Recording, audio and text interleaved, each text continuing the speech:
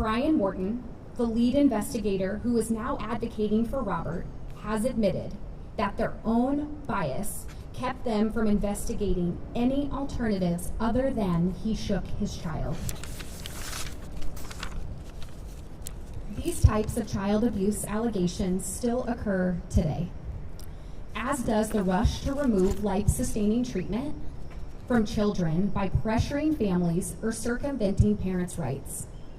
Nikki's life-sustaining treatment was withdrawn by family members who knew they didn't have the legal authority to consent, and without Robert's knowledge, while he sat in a jail cell without a criminal attorney to represent him, and with his parental rights still intact. That should terrify every parent.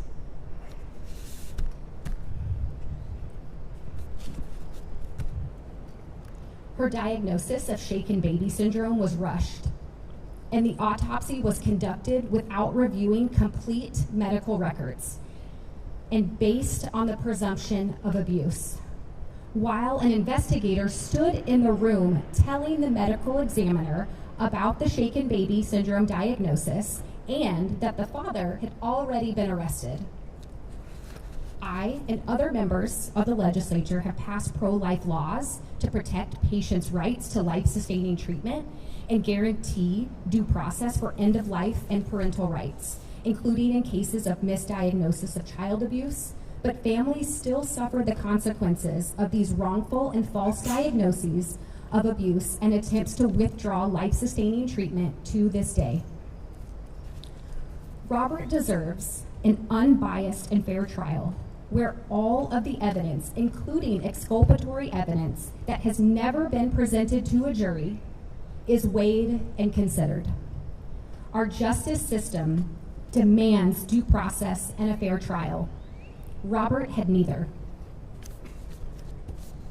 We are all flawed humans, and our systems are no better than we are.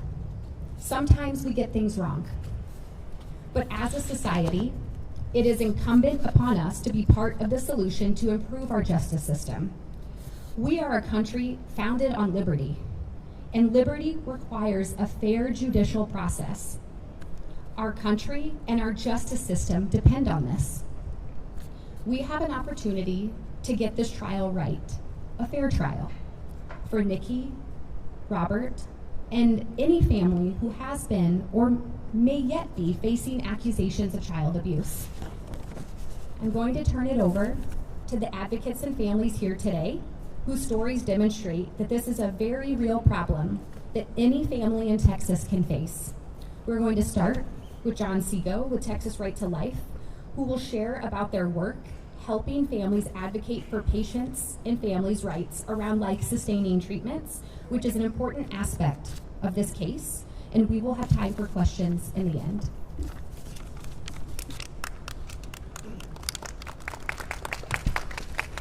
Thank you. My name is Dr. John Sego. I serve as the president of Texas Right to Life, and I'm a published bioethicist.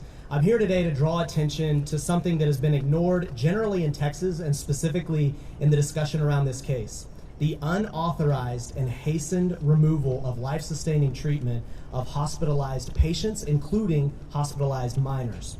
Texas Right to Life is the oldest and the largest pro-life organization in the state, and 20 years ago, we expanded our mission to protect patients' rights, including minors who are hospitalized, and there is pressure from the hospitals and from doctors to withdraw that treatment. We have helped hundreds of families and protected vulnerable patients from newborns to those to patients in their 90s. As pro-life Texans, we are concerned about the systematic pressure to withdraw treatment, especially when there are legal questions and discussions of who is the proper surrogate decision maker to decide these life and death issues. We oppose the pro-euthanasia logic that says what happens in the hospital does not matter. The cause of death of the patient is ethically important, and that rush to withdraw life-sustaining treatment is something we adamantly oppose. We have seen time and time again that when there is legal confusion about who gets to make these decisions, who has the authority to withdraw treatment, that hospitals and doctors pressure the withdrawal of treatment, which occasions the death of vulnerable patients in Texas. Like in other cases that we've had very similar to this one of baby Legend Johnson in 2023 and baby Wren in 2025, this is a too familiar story. We are concerned that this aspect of the Roberson case has been neglected and want to highlight that unfortunately this is not rare, but something that our judicial system, that our governor, and that the citizens should be concerned about.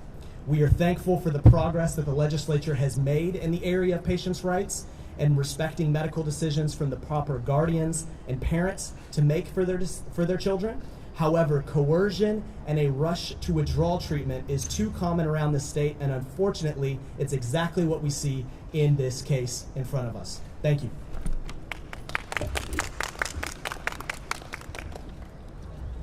I'm Jeremy Newman. I'm the Vice President of the Family Freedom Project, and we work all across Texas to defend families, parental rights in particular, in CPS cases and other types of cases, and we work a lot in the legislature on bills related to those issues. I want to tell a couple stories to illustrate a theme to you guys.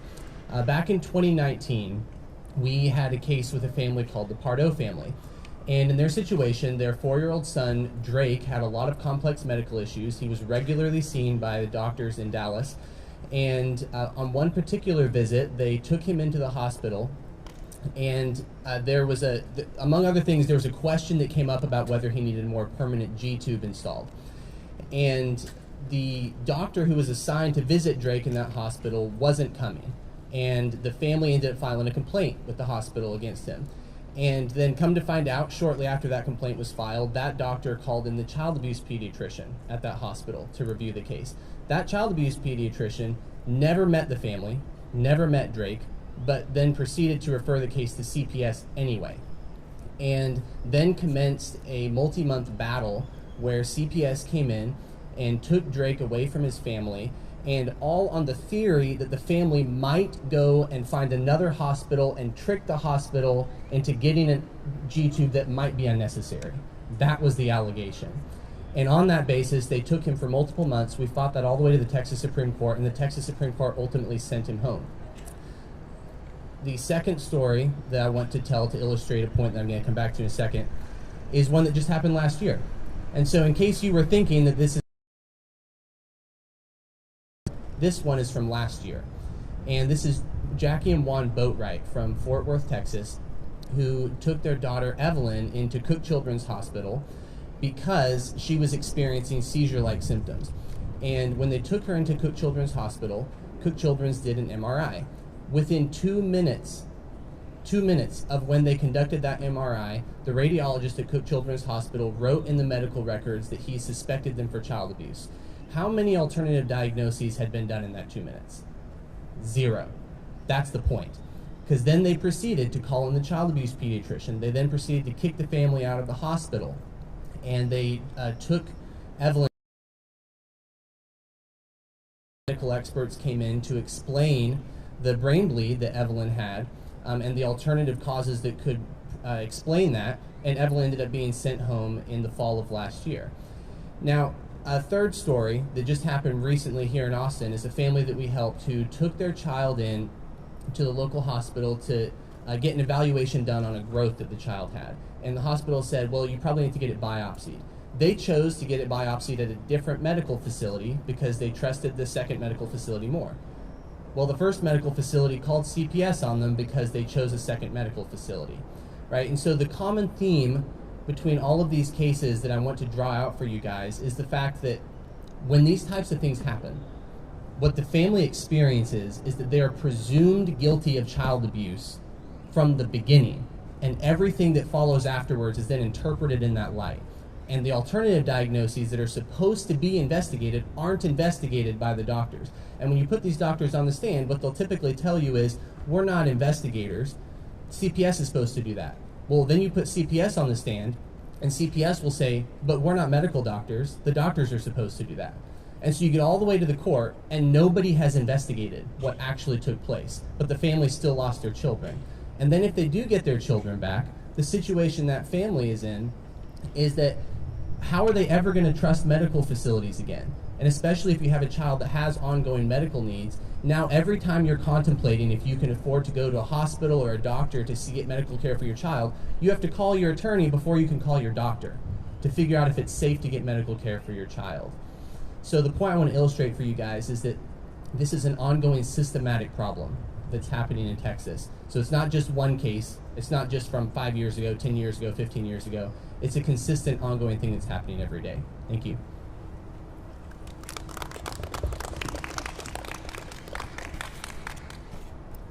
Hello, everyone. My name is Brad Scalise, and I'll do my best to keep this short, but that's going to be hard for me because I have a lot of passion for what we're doing here today.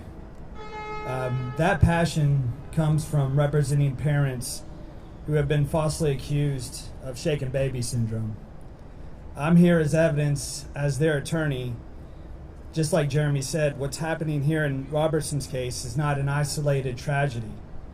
It's a systemic failure. Because child abuse pediatricians in children's hospitals all over the state and really the country are still using shaken baby syndrome. They're still using it to destroy families. Now, my clients, these parents, they're not on death row like Robert, but they're experiencing the same nightmare of having their children taken away from them based on a theory. And that's what shaken baby syndrome is. It's just a theory. It's a theory that's never been replicated by modern science. In science, if you can't replicate something, then you can't trust it. And if you can't trust it, then why are they still using it? But they are. I think most people assume or think that children's hospitals and child abuse pediatricians are relying on the most modern medical science. The truth is they're not. They're not. And I think the public is slowly beginning to learn this one case at a time. And we are fighting these claims one case at a time, one family at a time. And that's what's led me here today. And I'm here today to tell you that it doesn't matter if they're using the terminology of abusive head trauma or shaken baby syndrome. They're still using it and they're still destroying families.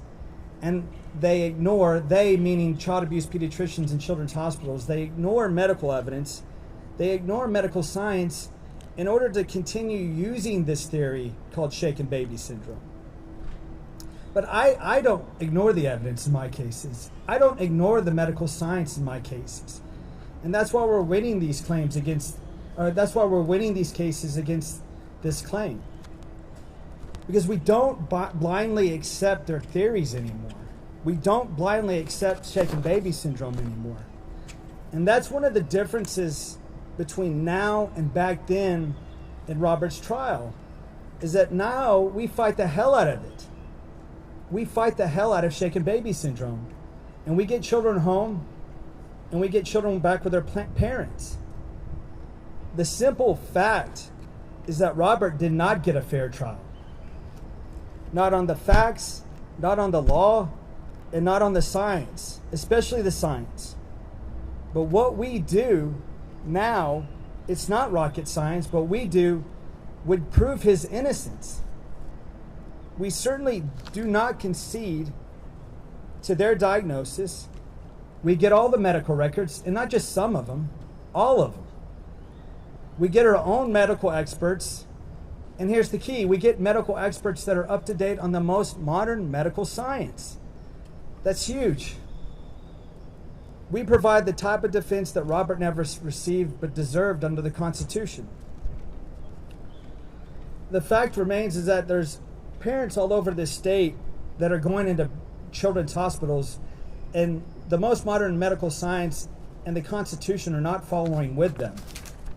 This year, 2025, I had a case come out of the very same hospital that removed Nikki Curtis's life support. That's Robert Roberson's daughter.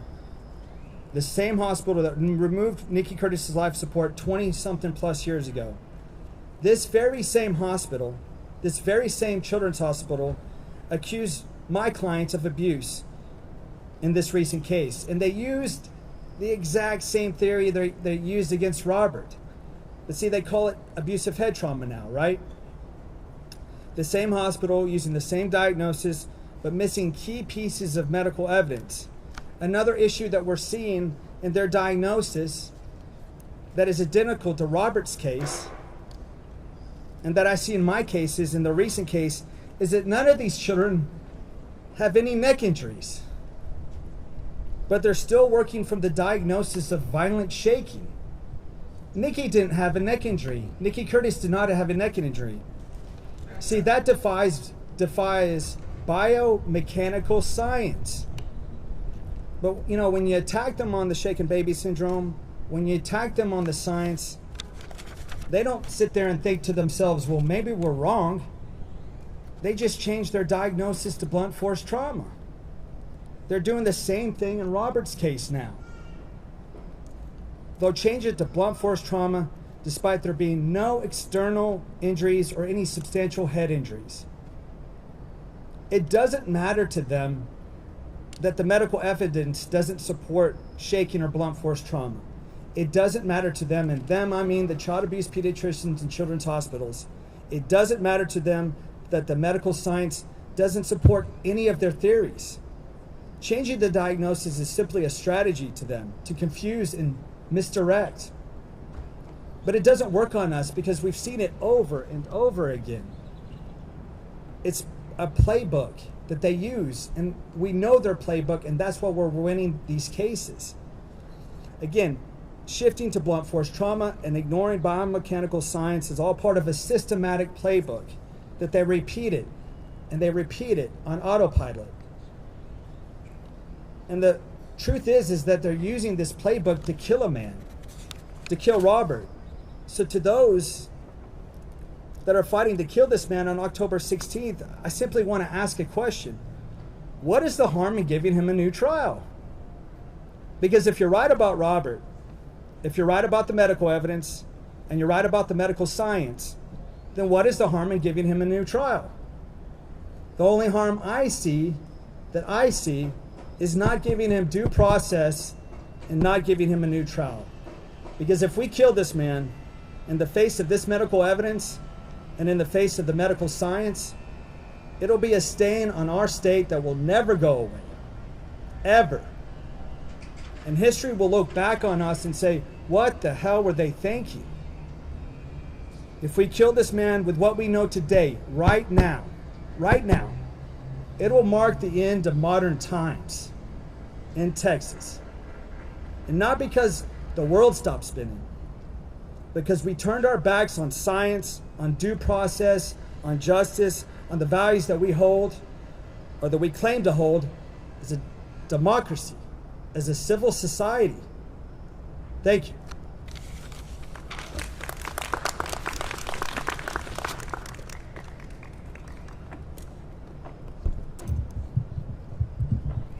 This is adjusted for me. I'm a little shorter than Brad. My name is Shelley Troberman. Thank you all for being here. I am a longtime local attorney. At this point, I've been practicing for almost 20 years. In that 20 years, I spent some of that time as a Travis County prosecutor. I spent many years doing exclusively criminal defense. And at this point in my career, I spend a large portion of my time representing parents in cases very similar to the Robertson case.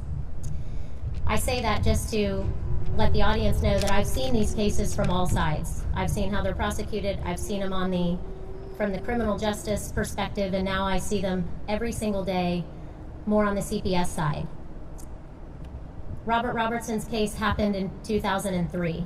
I can unequivocally tell you that the situation with false allegations of child abuse has gotten exponentially worse since that time.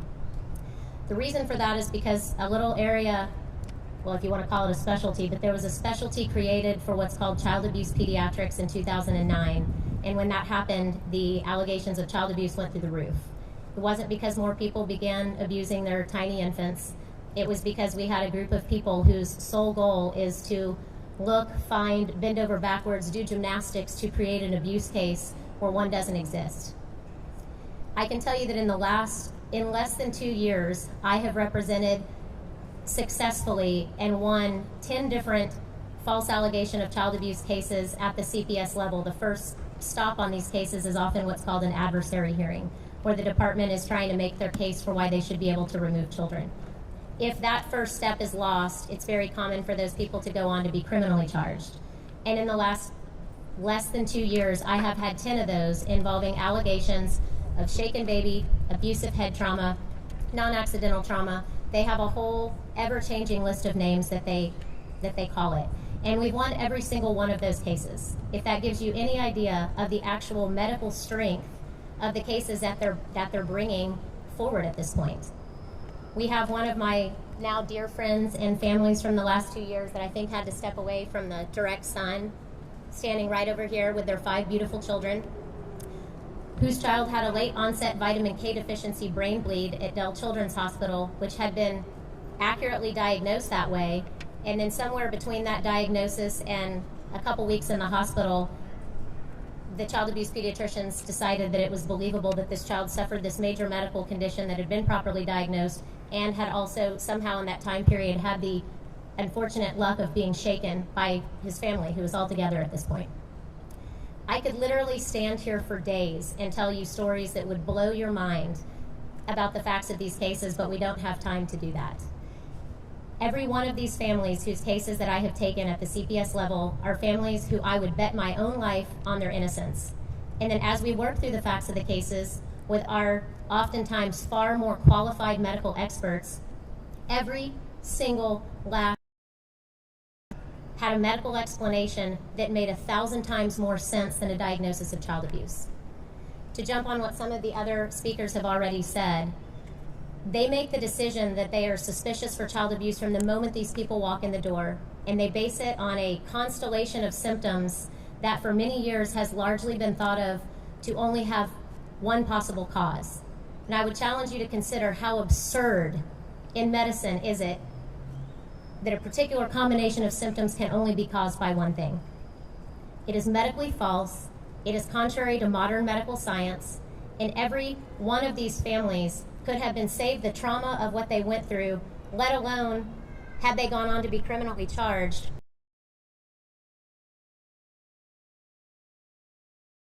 Just everything from late onset vitamin K deficiency bleeds to causes like genetic coagulation factors to birth injuries to strokes. There are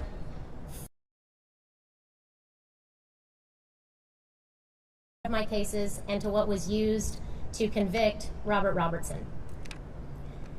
We struggle to get medical records from the hospitals. CPS and the medical system make it difficult at every level, and these cases are extremely expensive and difficult to properly defend. But that is literally what it takes to save these families, and in the case of Robertson, what it would have taken to save his life.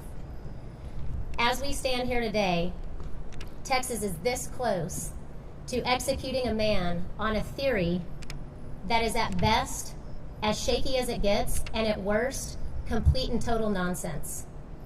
And it used to be that these children, their lives were at risk by an improper diagnosis because the diagnosis dictates what treatment they have going forward. If you diagnose it as abuse and it's something else, their lives are at risk.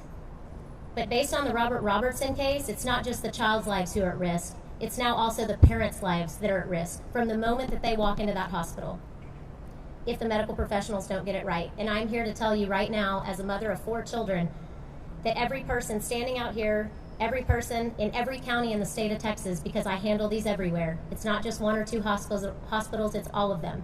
They operate with a similar MO. It is terrifying to think that not only could your child die as a result of a medical mistake, but now so could a parent. Thank you.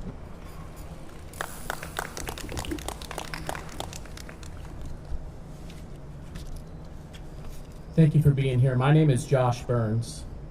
10 years ago, I was convicted of a crime that I did not commit in the state of Michigan. After my then 2-month-old daughter fell ill, my wife and I found ourselves face to face with a child abuse pediatrician who called Child Protective Services and accused us of shaken baby syndrome.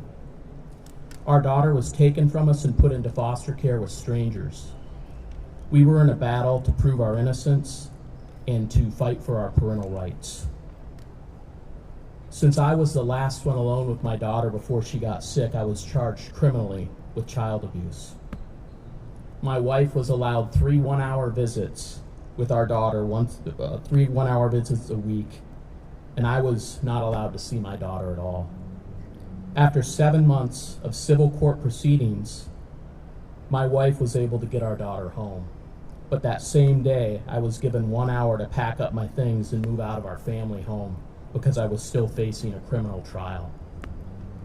I ended up being convicted, served 1 year in prison, and lost the first 2 years of my daughter's life. Finally, after a 10-year battle fighting for my innocence, I was exonerated and declared innocent last year, thanks to the tireless work of the University of Michigan Innocence Clinic and the Michigan Attorney General's Conviction Integrity Unit. 3 years ago, my family decided to relocate to Texas. Our belief was that Texas cherishes liberty, parental rights, and evidence-based science. But then I learned about Robert Roberson, a father on Texas death row who is now scheduled to be executed in 15 days. Based on the same scientifically unsound shaken baby syndrome hypothesis that had caused my family so much harm. I also have been made aware that Robert's parental rights were violated by the state of Texas and the hospital treating his daughter. Parental rights are vital to the integrity of liberty in the state of Texas and across our nation. We must ensure that the law protects parents who are falsely accused and whose families come under attack from a system that flips the burden and forces the parents to prove their innocence during investigations and agenda-driven diagnoses from child abuse pediatricians. In my case, we demanded a second opinion. The child abuse pediatrician covered up and sought to hide the second opinion because it did not fit her narrative. That second opinion offered medical explanations for my daughter's symptoms because no crime occurred. Robert's daughter, Nikki, was a very sick child. He sought medical care for her so many times. The system failed Nikki and Robert because no crime occurred. There are so many questions that need answers in Robert's case. And to answer these questions, we need the courts to intervene and order a stay of execution and a new trial, because we must hear all the evidence. This man was convicted using science and methods that no longer stand under the scrutiny of truth and justice. And I stand here today as living proof of that. Robert's life hangs in the balance. We must seek truth and follow evidence-based science. This seems like common sense. What harm is it in following evidence and seeking truth? This is foundational under our system of government. So today I urge all in Texas who have the authority to stop this execution to do so. Texas is watching. Our nation is watching. The entire world is watching what we do here. We must get this right, because we do not murder innocent people. So let's follow the evidence and the facts and let the truth prevail. Thank you.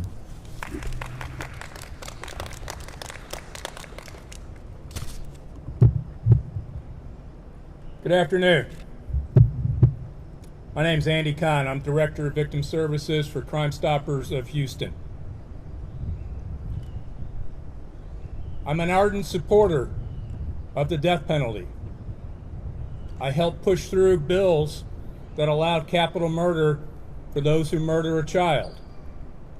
I'm also responsible for pushing through policy for allowing victims' families to witness executions. Factually, I've been to 9 executions with victims' families myself, so I know exactly what I'm talking about here. Nikki Curtis was only 2 years old. Crime Stoppers is an organization rooted in protecting victims We start with the truth. Her life was precious. Her death was tragic. And yes, she deserves justice. But justice for victims means ensuring that the right person is held accountable with reliable evidence and a fair process.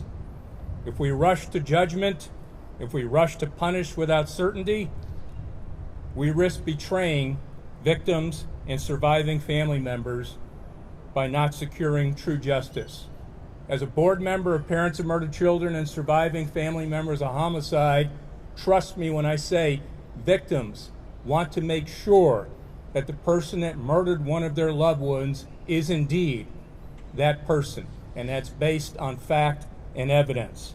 We all know that Nikki was extremely ill. Her medical records clearly show that. When such medical records, credible medical records, doubt, the justice system has a duty to pause and re-examine. Capital punishment is irreversible, and executing someone in the face of genuine scientific dispute risks both killing the wrong person and most definitely undermining public faith in justice.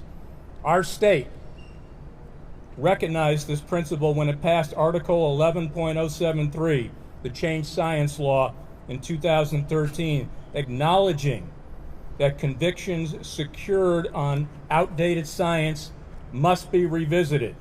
And Robertson's case is a clear-cut example of whether that direct test and whether we're going to actually live up to that responsibility. 2018, missing CAT scans, CT scans of Nikki's heads were rediscovered. Radiology experts reviewed them and concluded a single minor impact consistent with a short fall from a bed, not multiple traumatic injuries. This new evidence clearly undermines the state's trial, full of narrative and violence shaking and repeated blunt force. Passed a law changing science. The law gives courts the authority and the duty to revisit convictions when new scientific evidence, and yes, there is new scientific evidence, and the law was designed to prevent wrongful convictions from standing in the light of evolving science. At Crime Stoppers, we developed what's called a needs program. We're the only entity in the state that's recognizing that we have to deal, particularly law enforcement, with people who have been diagnosed with autism in a special and unique way. And they have to learn and recognize different expressions, different ways that people with autism act. 2000 diagnosed with autism. Yet at the trial, everybody said he was flat, he was dull, he was not interested, he had zero facial expressions. Jurors look at that. They see a defendant that just frankly is just sitting there, doesn't care, doesn't look, doesn't show anything. That plays a role into the decision. What the jurors were not told is that Robert Roberson was diagnosed with autism. Jurors need to see credibility, they need to see the deception, and that's what happened in this case, and they need to be made aware of that. If he's autistic, what appeared to be cold is simply just a fact of people who have been diagnosed with autism. Texas has been a national leader in forensic reform, passing the first junk science statute in 2013. Robertson's case is the clearest test whether that law actually protects people convicted on outdated science. If Texas executes him, we basically are undoing our own progress, and we're showing the entire world that our reforms are hollow. This undermines Nikki's legacy, because victims deserve a justice system that truly learns and improves. Crime Stoppers of Houston is not calling for Robert Roberson's release. We are calling for a new trial, one that considers all the evidence that was not presented at his original trial, including the CT scans, the autism diagnosis, and modern medical science. A new trial is the only way to ensure Nikki's case is fully understood, her story is honored, and her death leads to better protection for children. Executing in the face of doubt does the opposite. It silences questions, it undermines trust, and it leaves Nikki's case as a warning sign of injustice instead of a catalyst for reform. I asked our Crime Stoppers team, when I was asked to take a look at this, to put together, I asked them to take a deep dive into this. And I don't do this lightly. And so for me to come along and take a stand, people were saying, how can you take a stand like this? Because sometimes you got to take the stand and you got to do the right thing. And this time we're taking a stand. And it's time for the state of Texas to also take a stand. Give them a new trial. Let's see what happens. But in the meantime, you know, we got 15 days. And the eyes of the world are upon us. Thank you.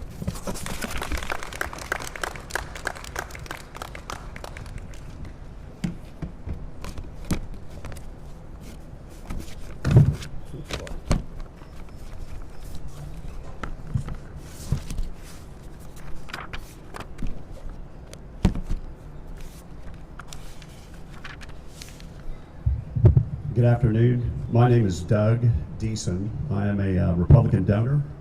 I've been confused by the Houston Chronicle as being a far-right conservative, and I've been accused by people on the far right of being a rhino, so I fit somewhere in the middle. But I am a conservative. I do believe in the death penalty, but only when it's a heinous crime and there's no question, there's absolute proof. Obviously, this case does not fit that description. I'm also a Ken Paxton supporter. Ken is one of my really dear friends. He has been for 12 years, and I've been a supporter all the way through. I'm supporting him as in the Senate race against John Cornyn. And I feel that he's been misled by some of his attorneys at the office. I know it's hard for him to override them, but I know that he's looking at it and he's trying to figure out what the right thing to do is. And I think we all know what the right thing to do is. I could go through a lot of notes that I have, but I'm not going to waste anybody's time. I think what's important is that there's only one truth here. Was she shaken, as the state said during the trial, or was she beaten, as being claimed now? If she was a victim of shaken baby syndrome, then under our current junk science laws, Robert must be given a new trial because of how that hypothesis has come into doubt in the past 20 years.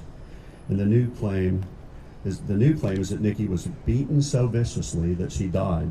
This is demonstrably false. If we know anything from the CT scan, which, by the way, as was stated earlier, the jury never saw, and the photos, it is that Nikki had no significant bruises, no significant lacerations, and not so much as a single hairline fracture anywhere on her body.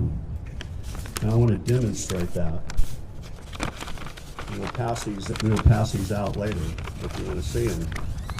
But the state has claimed that a Texas jury convicted Robertson of beating his 2-year-old daughter to death, and courts repeatedly rejected his efforts to upset his conviction and sentence. So that's our state's claim right now, state of Texas. Here is a picture of Nikki. It's not the ones that have been used in courts, not the one that the Attorney General's office uses today. This is one that was taken after she died during the autopsy, before the autopsy. Here are more pictures. As you can see, there's no bruising, there are no lacerations, there's no damage. So what they're using are post-autopsy photos where they've gone in, doctors have gone in with scalpels and cut into her. So it's completely false. That's what was used as evidence. So I want to ask. I think Robert deserves justice just like we all do, proper justice. This is aimed exactly directly at our 9 justices on the Court of Criminal Appeals. Justices Keel, Richardson, Urey, Walker, McClure, Parker, Finley, Newell, and Schenck. Please grant Robert Robertson a new trial. Thank you. Now, if you have any questions, we've got Gretchen Slynn is here, Robert's attorney. She's been on this for many, many years, and she can help us answer any questions you may have. Thank you.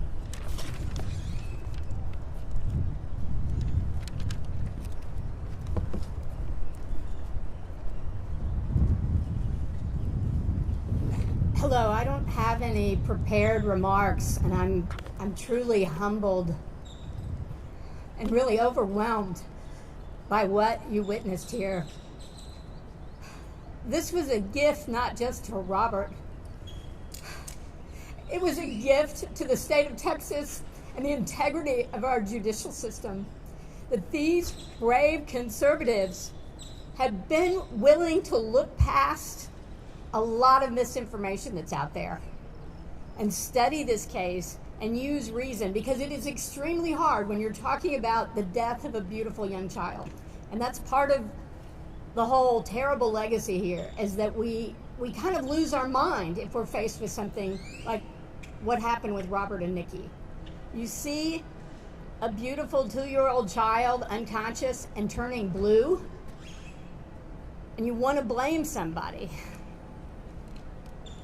And it's a lot easier to point to the odd-looking autistic father who's poor and lives on the edge of town and is making his living throwing paper routes and say, oh, he looks off, than it is to dig into the child's medical records, to question superficial science, and to demand logic in the face of a tragedy. So I'm starting to give a speech, and I don't want to do that. I really just want to say how grateful I am on Robert's behalf that this event has happened. And if you have questions about the facts, because there is so much misinformation, I'm here for you. Yes, sir. I'm Dr. Thompson. I happen to be an international physician and the chief editor of American. Can you? I'm Dr. Thompson. I happen to be an international physician and the chief editor of American. So we've worked with the Crime Stoppers people in Texas. I'm in Houston when Sylvester Turner was there, so I thank you for coming. We don't take death of children issues very lightly. The first point I'll make as I ask my question is, it is better to get a criminal goal than to kill an innocent person. That doesn't mean that children don't have rights. So, as a physician who happens to be doing medical journalism like Dr. Sanjay Gupta, we can have the death of a child without physical features or symptoms on the outside. Because you shake a child and there is no trauma on the neck, on the spine, doesn't mean that there are no internal issues. So the point we want to make is, are you very, very clear that you have really considered all of this, and who you call experts are really experts who are also looking at the rights of this child, and it's not just because maybe this is somebody that you have an interest in, or somebody that, somebody has convinced you by the site to provide.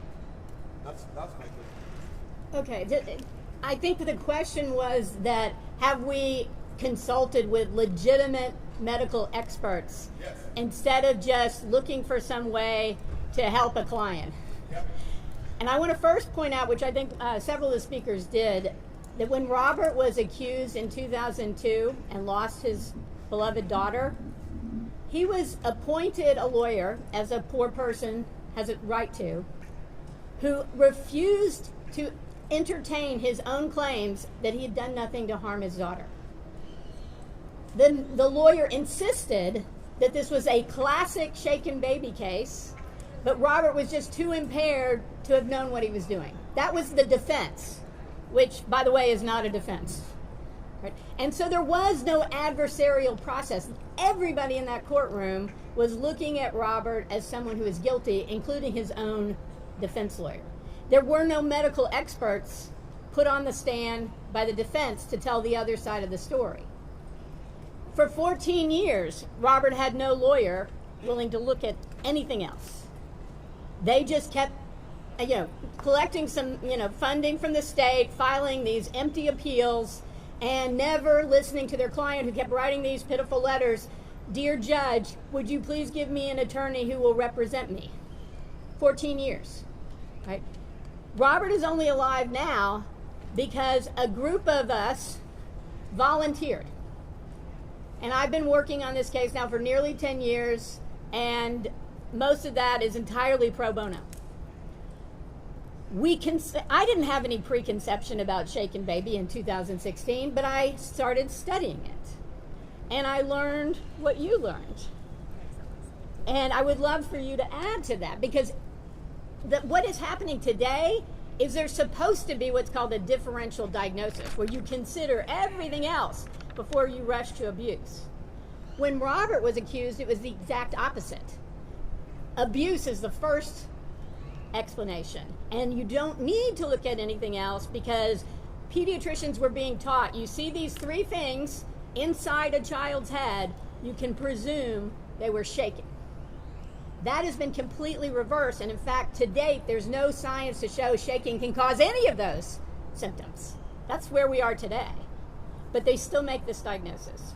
Do you want to jump in here on this point? I just had, if I understood the question correctly, and correct me if I'm wrong, was the question whether or not we seek the opinion of other qualified medical experts? Was that the question?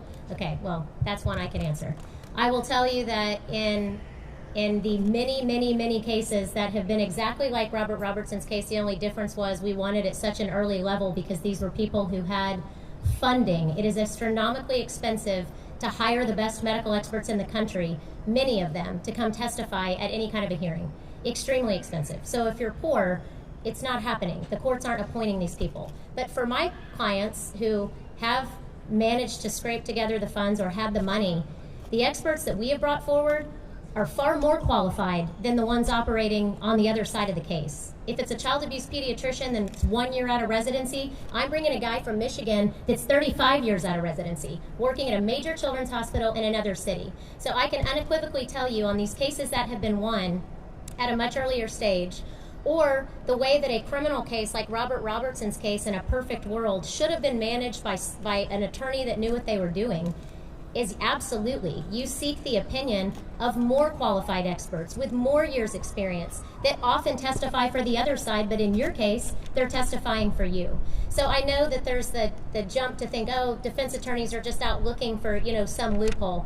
That is unequivocally not true. And I have I have more than 10 cases, but 10 in the last 2 years, where judges have literally, including the gentleman who's standing right here, stopped the hearing halfway through and said, I don't want to hear anymore. I don't know what's going on in Austin, but these children need to be returned immediately.